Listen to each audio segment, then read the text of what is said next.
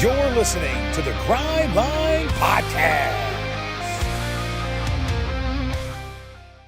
What's up, and welcome to another episode of the Grind Line Podcast. I'm your host, Greg. This is episode 320. I'm here tonight with Ryan. And okay, so we'll start. I guess, Ryan, how are you? Before we get into apparently the gloom and doom that is the Detroit Red Wings fan base. Yeah, the fan base and the team for that matter. I mean, take your pick at this point. Sure. For that noise you hear off in the distance is them falling down the stairs and standings. So that tells you that should sum up how I feel right now. It's been not fun. So the Yeah. St. Louis game, for all intents and purposes, like to keep the Blues, who are on a super hot streak, scoreless for that long, bravo. Way to go, Cam Talbot. Like, way to have an awesome game, almost shut out until like 30 seconds left in regulation, when you let in what I consider a pretty soft goal, 5-hole flub. Not your best effort on that, but overall, just phenomenal game by Cam. Yeah, but that was a hell of a redirect. Sure, but I mean, at the end of the day, close your 5-hole. That's what happened. At the end of the day, just close it. He's going side to side.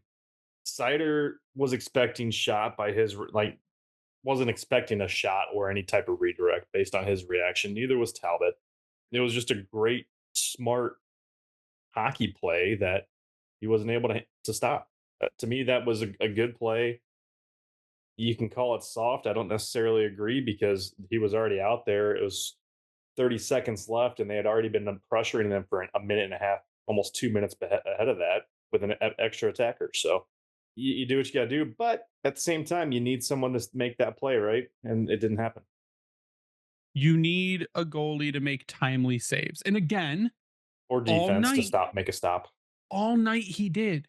Cam Talbot was making fantastic saves. Jordan Binnington made some really good saves. He saved literally, I think, if you were to take that game, save that won't be counted as a save. Well, if you were to take that game midway to the third period, it could have easily been a very high scoring game. It could have been like 4-3 Wings. It could have been 4-3 Blues. It ended up being 0-1 or 1-0 in our case. But to be able to not shut down like a 6-on-5, and I mentioned this before we hit record, to go there 6-on-5 with that much time left and have Patrick Kane on the ice in a heavy defensive situation, you're not trying at that point with that much time left. You're not trying to score. You're trying to stop them from scoring. And Patrick Kane is not a person that I rely on to go out there and stop another team from scoring. That's not his job. No, but it goes back to even when McClellan was asked about a similar situation. He's like, well, when you have to defend your own end for over 3 minutes, you're going to have to use people you typically would not have out there. And that's what happens with Kane. But to that point, I think that since the coaching change that happened in particular, you've seen a very, for the most part, good defensively minded Patrick Kane. So while it's not ideal, it's not the worst thing in the world. But the moment he gets trapped out there for an extended period of time, then you're really in trouble. I would much sooner throw an extra defenseman on the ice than Patrick Kane at a 6-on-5 situation, honestly. Yeah. And I mean, credit to the Blues. They got a good cycle going. They were able to get the puck around fast, which they've got a pretty fast, what I would consider that's an extra man situation. They've got a really fast transition. They got some shots off and it was really good. And that's not a penalty kill, but the Red Wings penalty kill, and this is the positive I will say about this game. The Red Wings penalty kill was excellent. It was a phenomenal penalty kill. They allowed very few shots. They kept guys to the edge. It's the best penalty kill that I think we've seen for a long time. And at least under Trent Yawney, it's the best penalty kill that we've seen, to their credit. But on the flip side of it, the power play was atrocious. Nothing happening. But too much insecurity, it seemed like, with when they were trying to do something. They were very content with letting the Blues keep them contained to the outside. It was not a stellar offensive performance, and that showed when it was 1-0. I thought B. Case was going to be the overseer and predict the 1-0 win, because he was talking about with those uniform combos. You had the Yzerman double OT goal from way back when that is cemented as one of the best goals in hockey, and you thought, hey, this might actually come to a head, and then no. in one foul swoop, we go down a man figuratively because it was extra attacker, but they couldn't stop it. And in a way, it really wasn't a shock. They scored, and I'm like, yep, that felt like it was going to happen. I'm not surprised right now. I feel like that at least once a game where like we've got a good thing going, we've got pressure going, we score, and then we don't have the puck for about a minute and you go, okay, it's been 60 seconds. In the next 15 seconds, they're going to score. And 9 times out of 10, it ends up happening. You can almost put a timer on it that the Red Wings will get scored on if the other team has possession for more than a certain amount of time. It just happens. And like kind of to your point, it just seems like they're going through the motions right now, which is a really bad time to be going through the motions now. What, 4 points out of the second wild card spot after you pick up a point, but Montreal picks up 2 and Columbus picks up 2. And at this point, your chances are near zero. I think when I checked, it was something like 9% or 6% or something. It's really, really low. And you do have a chance to make up some ground. You do play Montreal before the end of the year. You actually play them in a couple games coming up here. And that's a 4-point game for all intents and purposes, but they're a good team right now. The Blues, you hit them, a red hot 9-game win streak. They beat you, they make it 10. That's a red hot Blues team, but that's a hungry team. And that's the kind of team you are supposed to be right now. You are supposed to play a game like they played last night. You're supposed to have 30 plus shots on net. You're not supposed to end period 1 with like 3 shots like they did a couple games ago and did against the Blues. That is not, I want to make playoffs hockey. That is, I want to get to the end of the season hockey. And that's just, it's not what, I'm sure it's not what Yzerman wants. It's not what management wants. It's not what the coach wants. But the players don't seem to care about that right now. And I don't know if it stems from leadership, because we all know Dylan Larkin's a good leader. And it's been said many times by a bunch of people. It was said by the Team USA people. Yeah. But you miss a guy like Perron and there's no one to fill that void in the locker room. And I don't know where they go from here, because they've basically blown their playoff shot. So what do? They tank for draft position? I don't see that happening. And a guy like Todd McClellan as your head coach, he's not going to allow those things to happen. But at the same time, I saw an interesting post from George Malik last night that I thought kind of resonated to what you were just saying.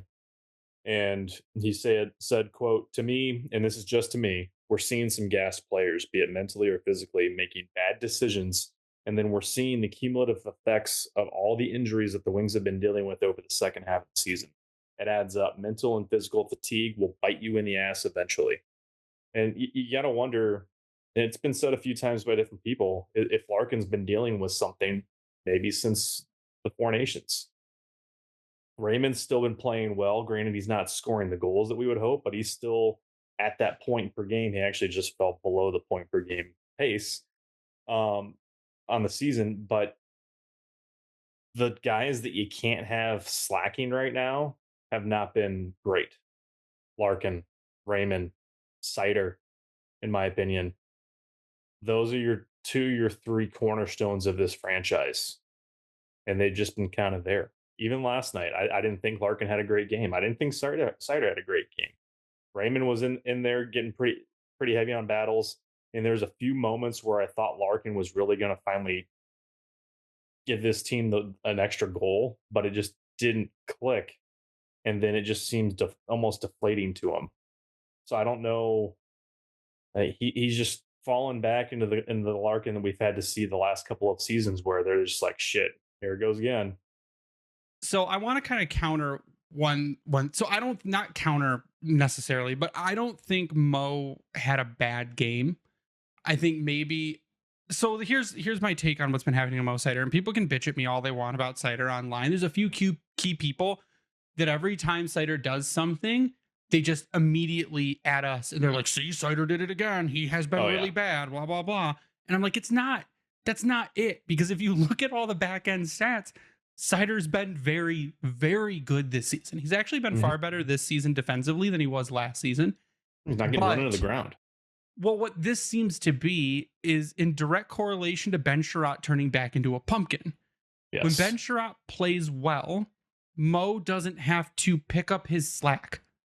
When Ben Sherratt plays poorly, Mo sometimes has to double cover. Mo has to shift back into awkward position because Ben is behind the net fucking around doing something else. It's when you get Mo a competent defense partner who can, play defense in the general area they are supposed to play defense in, Mo is elite. It's hard to be elite when you give him a third pair defenseman and say, here you go, Mo, deal with this again. And especially when that defenseman goes full anchor mode and you can't do anything. So this last game, though, Mo Seider and Ben Sherratt had the most positive effect on the team overall. When the team was on, or when Mo and Ben were on the ice, that is when the team was at their best per hockey stat cards. Individual play, JT Compher had the highest individual offensive input, followed by Vladimir Tarasenko and Jonathan Berggren. They had the highest input offensively. For defensive individual effort, Dylan Larkin had the highest defensive individual effort, followed by Ben Sherratt and Mo Seider. So they were doing things like out there, but people will point to one thing and they will point to that goal, the 6-on-5 goal, and they will say, that's Mo's fault. No. But if you zoom out and you look at the whole play that's going on, Mo was trying to cover the guy in front of him. Kyrou was behind him. You're trying to play two people at once. You're trying to play the lane and two people. Yeah, it's and a penalty that, kill. like, 9 times out of 10, like, very rarely is a defenseman going to stop that. I don't care if you're Quinn Hughes. I don't care if you're Cale Makar. That's an incredibly hard thing to stop.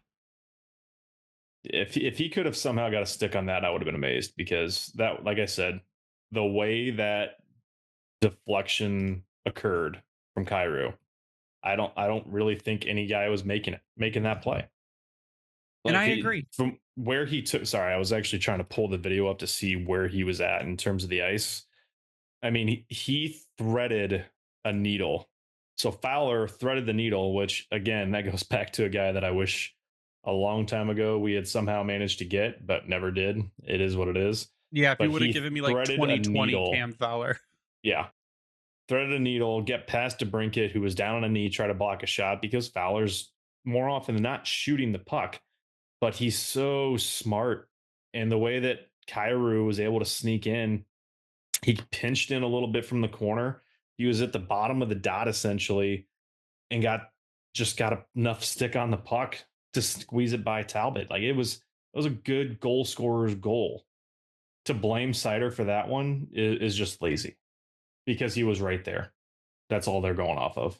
Yeah, it's been scapegoating. Seider has become a scapegoat, and it's because you look at it, he's on the ice like Seider played like 27 minutes yesterday, over 27 minutes. I'm more pissed about his play that led to the overtime goal, but that's besides the point.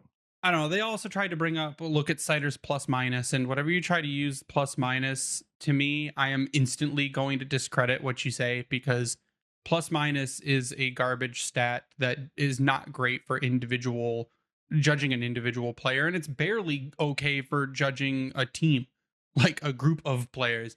It's just I need more meat than plus minus, and all the underlying stats say that Seider has way upped his game defensively. His offense has dipped a little, but his defense has gone up, and his offense will go up once he plays with someone like Ed.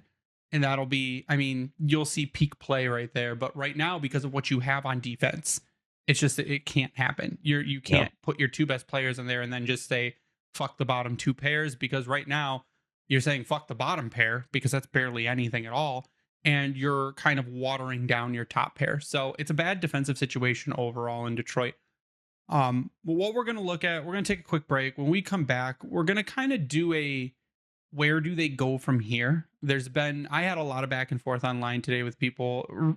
A lot of the fan base right now is extremely upset. And they're trying to play the blame game, and they're trying to say people need to be fired, or people suck, or we need to trade people. So we come back, we're going to talk a little bit about that, and a little bit about what we have coming up to look forward to. So give us a quick minute. We'll be back after a word from our sponsors. This NHL season has been as predictable as a puck rolling on its edge. No one knows where it's going, but that just means there's time for your favorite team to figure things out and games left for you to get in on the action at DraftKings Sportsbook, an official sports betting partner of the NHL. It's super easy for first-timers to get started. Try betting on something simple like picking a team to win. Go to DraftKings Sportsbook app, select your team, and place your first bet. And if you're new to DraftKings, listen up. New customers bet $5 to get $150 in bonus bets instantly. So download DraftKings Sportsbook app now and use code THPN. That's code THPN for new customers to get $150 in bonus bets instantly when you bet just $5. Only on DraftKings. The crown is yours. Gambling problem? Call 1-800-GAMBLER. In New York, call 877-8-HOPE-NY or text HOPE-NY 467-369. In Connecticut, help is available for problem gambling. Call 888-789-7777 or visit ccpg.org. Please play responsibly. On behalf of Boot Hill Casino and Resort in Kansas, 21 and over. Age and eligibility varies by jurisdiction. Void in Ontario. Bonus bets expire 168 hours after issuance. For additional terms and responsible gaming resources, see dkng.co/ice. And we're back. And we're going to talk a little bit about, I guess, a few things. So first, a stat we were just looking at while we were taking our commercial break. And it was because I remembered it was mentioned on Twitter. Marco Casper is a beast. Marco Casper has played 69 games this season, which is really nice. At an average time on ice of 15 minutes and 17 seconds. Marco Casper has a 44.8 faceoff percentage, which is good for a rookie. I mean, it's better than Stützle when he was a rookie. It's currently better than Bedard, and I think probably any season Bedard's been in the league. What's Bedard in season 2? Yep. It has Both never posted that 40%. high. Yeah, sub 40. But the stat that kind of stood out is Marco Casper has 142 hits on the season. And what'd you say, Ryan? That's for second best on the team? Yeah, currently. Behind That's Cider. The kid's a machine. And it kind of leads into the whole, we said at the beginning of the season, and a lot of people are pissed off that we're outside of a playoff spot and we're like borderline playoff team still for a second year in a row. And I think we had mentioned, we said, hey, you might have to expect a regression because kids coming in, kids learning how to play in the NHL and adapting and getting good. Casper, I think, is a really good kind of story for that. And so is Albert Johansson, to his credit. He came in, he was sat a lot by Newsy, which I think was strike number 1. I don't think that should have happened at all. I get easing a player in, but to make them sit in a press box for 4 or 5, 6 games before they get a game is not useful. But as they have gone on, they've gotten better. Marco Casper has 30 points in 69 games as a rookie, which is really good. He's got 12.6 shooting percentage, which is really good for a rookie season on a kid who started out on the 4th line, played a lot on the 3rd line, didn't get much special teams initially, and who has really taken on a role, who has centered DeBrincat and Kane, and who has really come into his own as a hockey player. And I think if you take what he's done into next season, he only has up to go from here. And Ryan was mentioning he doesn't think he's a center in the NHL. I think he can be. But I think if you don't upgrade Casper. Oh, yeah, no, I started to say that because I was looking, I was like, wait, we both looked at the wrong stat line.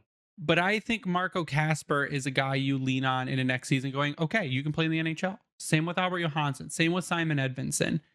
And this is just could be partially growing pains from that, just tired players. But I think there's more to the story. But I just want to kind of get your take on it, Ryan, before I take up all the time. Well, let's think of it this way. I mean, you look at the struggles that Casper arguably had under the old regime, and then Todd McClung comes in, and now you've got a guy in Casper that is in the top 10 in rookie scoring. Lane Hudson has just taken off with it, which is impressive looking at the other rookies around the league right now with Celebrini, Michkov, Cutter Gauthier, you have 3 rookies with 50 plus points on the season. And one of them's on one of the worst teams in hockey. But to have him in a conversation of top 10 in rookie scoring after where he started, I don't think anyone would have thought that. He's been a refreshing jolt to the top 6.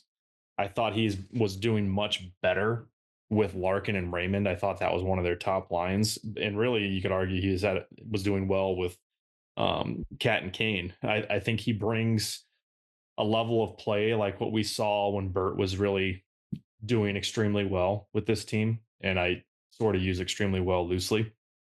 But when they were clicking on all cylinders, we go back in time and you had the Mantha, Bert, Larkin line as one of the best in hockey.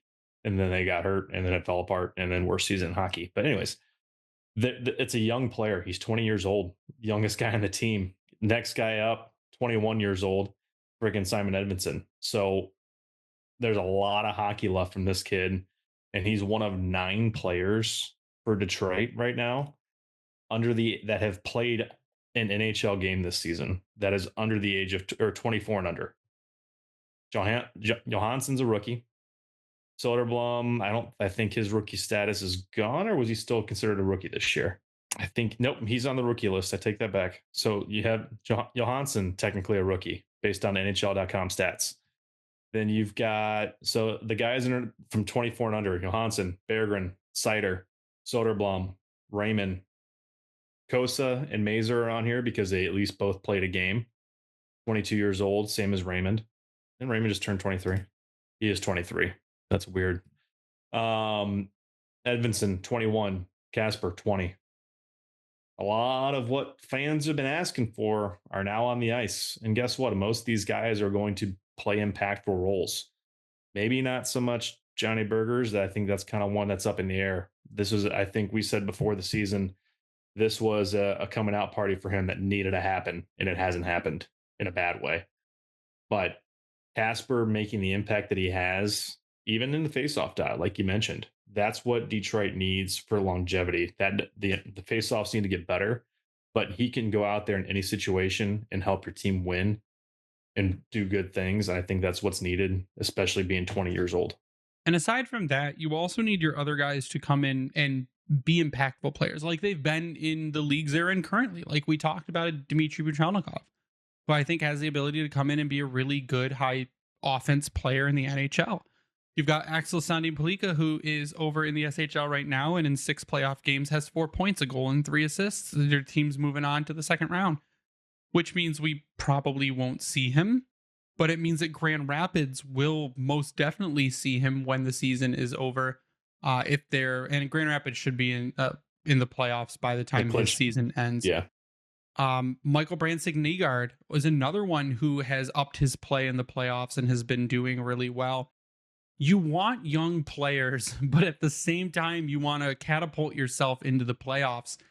And I'm not saying you can't have both, but to be able to walk that line is actually pretty hard. What's 3? Oh, he's down to 3. Oh, I saw a goal where he scored and then dove on the ice. It was pretty funny. But power play goal on a 5-on-3. Sorry. But you can't, it's like have your cake and eat it too, sure. And there are situations in which you can do that. Mm-hmm. But the argument online today was centered, I feel, a lot around people figuring you can only do one. Like we're saying, do one, don't do the other one. And we're not. Do you need to rely on prospects? Yes. You need to rely on the fact that you drafted these guys that you think are going to be really good and that they should pan out. That should be your expectation. Your expectation should be, these are high draft picks. We're watching them develop. They're doing good in other leagues. And what they are doing looks like it should translate to the NHL. That should be an expectation. That shouldn't be called a bingo ball. That shouldn't be called a lottery ticket. That's what the actual draft is. We've watched these kids develop since then. And you should not go in expecting them to just turn into a pumpkin when they come to the NHL. That shouldn't happen. On the other hand, should we be bringing in high power free agents? Should we be making good trades? Yes, when they present themselves. Mm-hmm. But should we have been going out and spending to the cap 2 seasons ago to try and fast track it? No. Because then you wouldn't have had money to sign Raymond. You would have not have had money to sign Seider, and you would have not have had money to extend Dylan Larkin. You would have been going without one of those players. It's a balancing act that I don't think people realize. People love the whole fan, I want to be in the playoffs aspect, but they don't look at the business aspect behind it and how much of a tightrope walk it is to balance bringing in kids with signing. At this point, it was placeholder guys to let kids develop, to see what you have in those kids, to figure out what impact you need to bring in. Mm-hmm. We will criticize Yzerman where he deserves criticism, which is Yzerman, your goalie room is a fucking mess. It's a mess down the stretch. And it didn't need to be, but it is down the stretch. Going out and signing trading for Peter Mrazek, probably completely unnecessary. The Justin Hole contract, abysmal. I will not complain about the Wallman trade because we don't know the backstory to the Wallman trade. We got Jesse Kiskinen, who looks like a really good forward prospect who's over in Finland that literally no one talks about right now.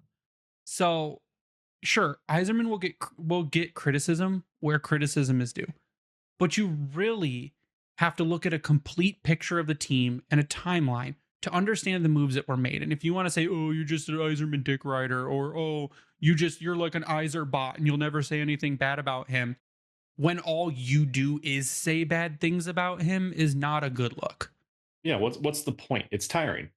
I've intentionally been avoiding most of Red Wings social media, meaning the fans, not the team. I get their updates coming to my phone, but the fan interaction, because it has turned, like majority of things in life at this point, toxic. It's tiring to read and go through. So props to you for actually engaging it. You kind of have to because you run the account. Well, I'm trying to on have X, like good faith, and I do have some good faith interactions with people where they will talk and they will listen and they will take opinions and they will say, oh yeah, you're actually right about that, and you come out on a good end of stuff. But it's just, and I feel like a lot of it is the older generation of hockey watcher who are in their 40s or 50s or 60s. And it's like old man yelling at clouds about how we used to be a dynasty and this is completely unacceptable. I'd say it's a combination of that, but I'd also say it's a combination of a lot of football fans that enjoy hockey that need immediate gratification. And I had someone push me on that point today. I said, it's not football. It's not basketball. And they told me that is a lazy take. No, it's not. You know why it's not a players lazy take? sometimes take 3 or 4 years to develop and be good at their position. And I tried pushing the point of like an 18-year-old versus a 24-year-old is a huge difference. Well, there's several things. The age is the biggest one because you're looking at anywhere from 21 to 24 versus an 18-year-old. That's a lot of development in a completely different area. The other thing that people apparently love to not pay attention to, especially when you're looking at basketball and football, your top players are on the field or the court over 70% of the game. 70%. Hockey players, you're getting like a third of the game. You're getting at like 20 minutes. Period. Yeah. 30% versus you more than double depending on the position you're playing. Like if you're a cider, you're playing almost half the game. 33%. Yeah. If you're a cider, you're playing closer to half the game. But your top players in hockey are playing anywhere from 20 to 25 minutes. Like what is your expect? Like that's why the focus is on team depth, what you can build to make sure your team is successful. The closest sport, I think, in comparison to the depth needed to win and the prospect development is baseball. You start them out. Torkelson. Yeah, sure. You start them out in Double-A, you move them to Triple-A, you move them to the majors. They bounce around, and a lot of baseball players don't make the major leagues until they're in their 23, 24-year-old season.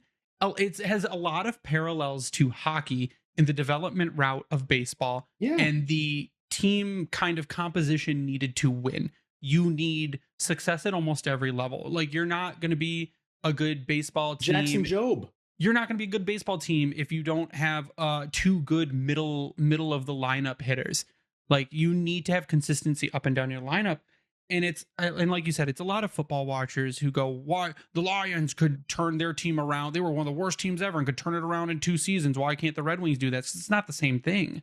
It's not even close. As much as I would love that to be the case, like look, the conversations we've had with Tyler in messages, because we're apparently never going to be online here at the same time, is you look at Ottawa and Buffalo in particular. Teams that have That's another reason people are pissed. Teams that have tried their damnedest to trade their way into the playoffs. To try to now Ottawa has they finally have figured it out, if you want to call it that, and things have clicked. But really, I would say the move that has really set them apart is going and getting Olmark. A goalie, yeah. But that's what any really good team needs. So props to them for that, because I know we had even floated that one out of like, hey, maybe they'll do it. Detroit, that is. But at the same time, like you can't just pray that you can get away with all these trades and make it work. Buffalo is a prime example of that. They've had top pick after top pick after top pick, and they're still bottom of the barrel. So it's which one do you want? Do you want that 1 year of euphoria, get into the playoffs and see what happens? I get it. Would I love that? Sure. But then what do you have after that? Well, I guess to wrap it up, it's a where do we go argument. And the where do we go is, I think we expect Yzerman, and I know we said it last season, and that's another criticism I'll have of Yzerman. It's last season, like last offseason, you had opportunities to do things, and you fumbled the offseason, this last offseason. Trade deadline, I'm not going to fault you for. I saw the prices. I looked at a lot of the trades that happened. I said if we would have done that, we'd be exactly where we are today, and we would be worse off in the future for it. Trading roster players and high picks and high prospects just to fill a position that roster player or a prospect we have in the system could take and do the same thing made no sense to me. What I expect this offseason is at least one very impactful move, whether that's going out and making a trade for a high power middle of the lineup center, whether that's going out and throwing a boatload of cash at Mitch Marner, or throwing money at Gavrikov if he becomes available, or if he's not re-signed by the Kings. Maybe it's going and getting a high-powered, like a starting goaltender if one is available, just like a really good goaltender. I think a lot of other stars, though, have to align for something like that to happen. And I don't see a team right now that's like, we need to go full rebuild mode, so let's trade off our high-value players for picks. A lot of teams want roster players or high-end prospects back. So, well, yeah, and you know why? Because you've got a cap that's jumping up to $95.5 million next season. And it's a huge jump. So a lot of teams now have the flexibility to get weird this offseason. So, and that really does hamper a Detroit that has the opportunity to go try to make a splash. 2 years from now, especially, because they're going to have to replace majority of their roster. Yes, there's some guys they need to lock down after next season, and going into this offseason, that's kind of debatable. But 2 years from now, Detroit's only got 8 guys currently signed to the roster. Which is why I think next season you need to move in 2 more rookies next season, because probably. In 2 seasons, you're probably going to need to move 2 to 3 more in to fill roles. So while you're getting younger, that's why I think this offseason is so much more impactful.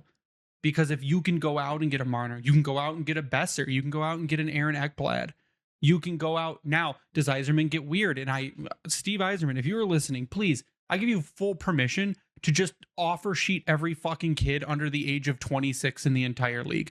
Go offer sheet Evan Bouchard, piss off the Edmonton Oilers. Go off, like, there are guys out there I think that can be had because teams won't be able to match with their comp. Teams won't be able to match with the guys they need to sign.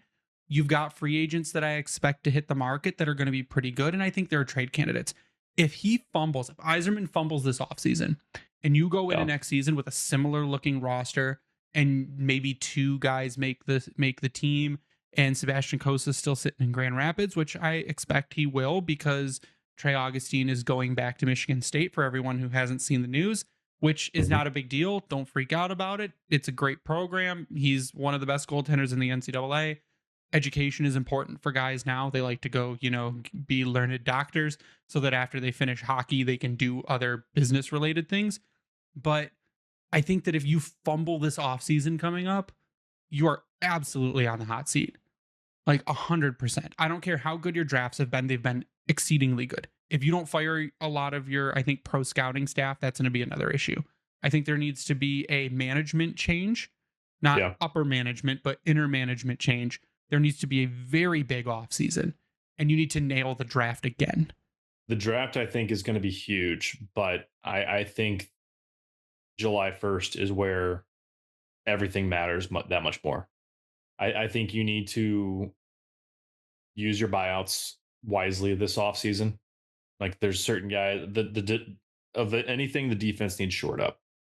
Justin Hall can't be a part of that plan. I can get by with Gustafson in a limited role, but that's where it's a hard stop on the third pair. Bench. Sure, make it your 7th defenseman, but Justin Hall, I think, over Gustafson absolutely needs to be bought out. We can talk in a lot more of that for the offseason, but what it comes down to is this team going into next year. I said at the start of this season it was playoffs or bust, but that was going to dictate the fan base's feeling. I thought that they could take a step back. I didn't think it would be like this. And again, the month of March, why it is the way it is, I don't know. But this is now turning into an offseason of reckoning, I think, for Steve Yzerman. Yeah, I think all you need to do now, hate yourself and root for the Ottawa Senators. That is one thing you need to do. And then hope that the Columbus Blue Jackets, you need the Habs to lose like no other. The Habs, the Rangers, and the Jackets, you need all of them to lose all of their games. And you need to basically win out to have any chance at making the play. I think you have the luxury of losing maybe one game down the stretch, and that's it. Mm-hmm. You need to go on heaters like you've gone on twice this season. We've seen you can do it. You can do it. But it's like, grow a backbone and want this. I think that's my final thoughts. You have to want this.